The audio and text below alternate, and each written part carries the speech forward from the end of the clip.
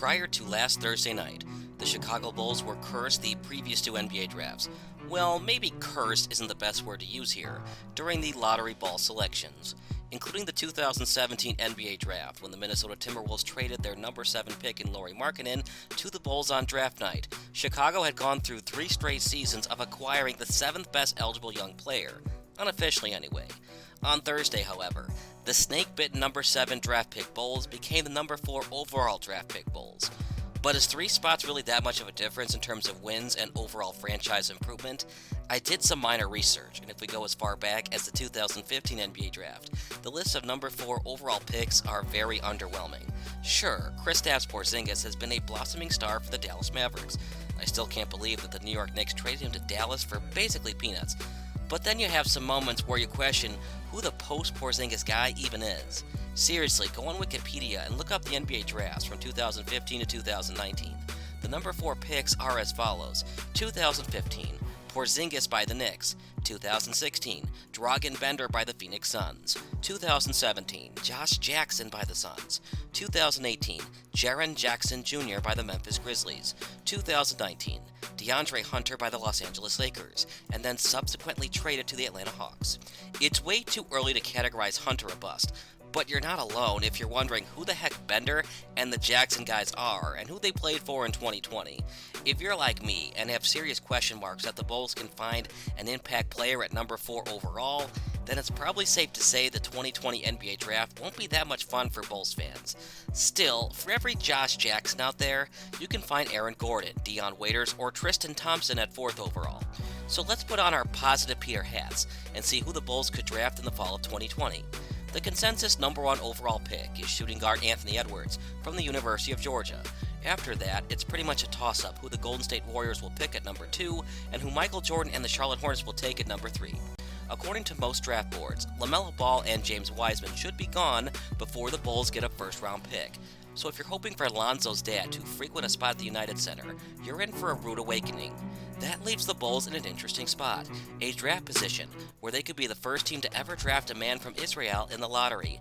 His name is Deni Avdija, and NBA.com lists him as the best prospect available if Ball, Wiseman, and Edwards are gone by the number 4 overall selection.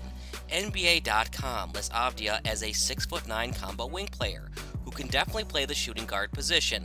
That doesn't work well for starting 2 guard Zach LaVine, but he could be a great 6-man if Otto Porter is healthy during the 2020-21 season. Scouts describe the Israeli star as someone who has great length in order to guard the NBA's best 2 guard and small forwards. Since Avdija is 6'9", he's listed as the best small forward on ESPN.com's overall draft board. At just 19 years old, Avdija has already won 2 FIBA European Championships and 2 Israeli League Championships. He's also a former Israeli League MVP. Look, success in Europe and the Middle East doesn't always lead to great play on the court. Think Darko Milicic with the Detroit Pistons. But since some analysts compare Avdija to Luka Doncic, it might be worthwhile for Bulls upper management to call his name on draft night. If the Bulls don't trust that his overseas game will transition well to the National Basketball Association, they could instead go with Obi Toppin. Toppin was the Naismith Player of the Year in a COVID-19 shortened season. My only question is, if Toppin is so good, why did he end up going to the University of Dayton? There are some instances with NBA and NFL players who attended mid-major schools and then became Hall of Famers. Kent State's Antonio Gates, Miami University of Ohio's Ben Roethlisberger, Davidson's Stephen Curry, and San Francisco's Bill Russell, just to name a few. But still, the fact that Toppin wasn't at a Power 5 conference is kind of a red flag for me. Granted, Toppin received offers to play Texas A&M, Minnesota, and Texas Tech. I bet that he sticks off he didn't play for Texas Tech when the Red Raiders advanced all the way to the national championship game last season. Toppin has the interesting distinction of being just the 6th underclassman in the last 25 years to average at least 20 points per game and shoot over 60% from the field during an entire season. The other 5 players were Andrew Bogut, Blake Griffin, Marvin Bagley III, DeAndre Ayton, and Zion Williamson.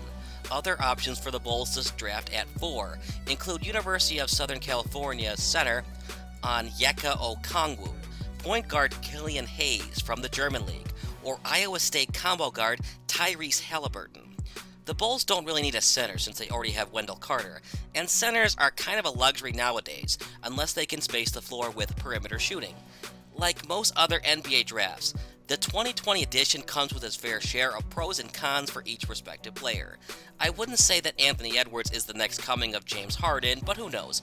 With the right amount of coaching, Edwards could become a bigger star in Minnesota than the current regime of Karl Anthony Towns. Let's keep things in perspective for the Bulls. Could Avdija become bigger than Doncic? You better hit the brakes on that topic if you know what's good for you. Doncic is an MVP candidate when healthy. While Avdija hasn't even played a single quarter in the NBA, let's take it down a notch, Bulls fans. So should the Bulls just stick with former NCAA stars like Toppin and Halliburton? Once again, the gameplay of the NCAA is slightly different from the NBA. That being said, the recent change of the shot clock from 35 seconds to 30 makes the NCAA game action very similar to American professional basketball.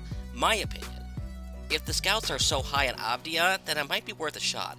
Remember, the Bulls' current front office head honcho is former European basketball star Arturas Karnisovas. So if there's anybody who can do the proper scouting and evaluation of overseas players, it's definitely the new executive vice president of the Chicago Bulls. The best years of Nikola Jokic's career came under Arturas' leadership as the former Denver Nuggets general manager. Jokic is of course a former Serbian star hooper, and Avdija could have played on the Serbian junior national team if he had accepted his original invite. Look, because the potential for draft bust is higher for number 4 pick than number 1 overall, it might not matter who the Bulls pick. It's all about developing your young players and helping them learn to win. Has Aaron Gordon reached his full potential with the Orlando Magic?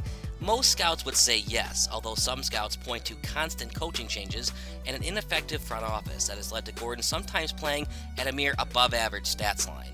In a nutshell, the Bulls have to draft the best player available and not fill any depth chart needs.